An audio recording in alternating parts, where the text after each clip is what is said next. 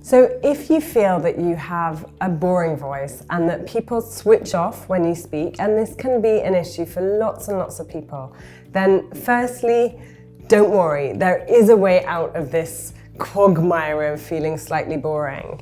And it's really, really simple. At London Speech Workshop, we have a metaphor which we call the vocal landscape.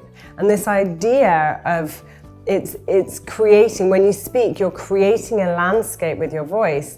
And it could be that that landscape is very flat and dull and has no colour.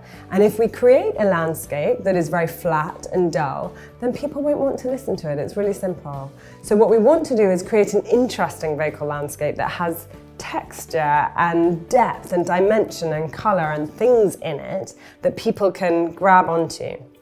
How do we do that with our voice? Well, firstly, we're going to look at something we call word power. And that is literally, a word is made up of vowels and consonants. So vowels are a space to literally put your feelings in. They're an opportunity between two consonants, usually, where you can let out some of what you feel. And that's the difference between going, I want to go home, and I want to go home. So I just put some colour in my voice in that vowel, and I will create empathy. People will be like, I'll pay for your taxi ride. So that's the first thing. Let yourself engage with the vowels in the words that matter to you. Secondly, consonants, they need to be present, they need to be efficient, and they represent a respect for the language that needs to be there. So don't randomly drop consonants. If I say, I've got a thought about that, then you're going to notice I haven't said the final T. So we want to allow them to be crisp.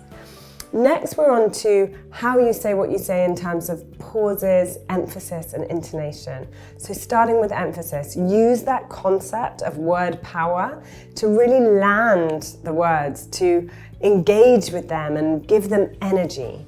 And not all words need to be given energy, otherwise it's like we're hammering our point home. But there will be words that are more important than others. So it's something that can become very instinctive as you speak, and I'll overdo it now. You can pull out certain words and give them a bit more colour, like really overdoing it, but you get the idea. Great one to practice at home.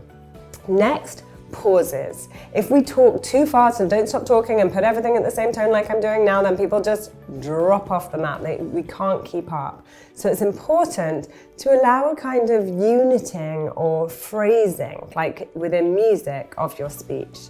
And that effect can really be very secure making for people. Like we're holding them by the hand and walking along and saying, this is the pace, and let me show you the various features in my landscape, to keep with the metaphor. Thirdly and finally, it's about intonation and colour. So each unit of speech should have some colour in it, rather than should have some colour in it, should have some colour in it, like that. Now, this is something that really takes practice, but if you engage, if you take a text, you mark in your pauses, you underline your keywords, and play around and record yourself, you will be there in no time. Good luck.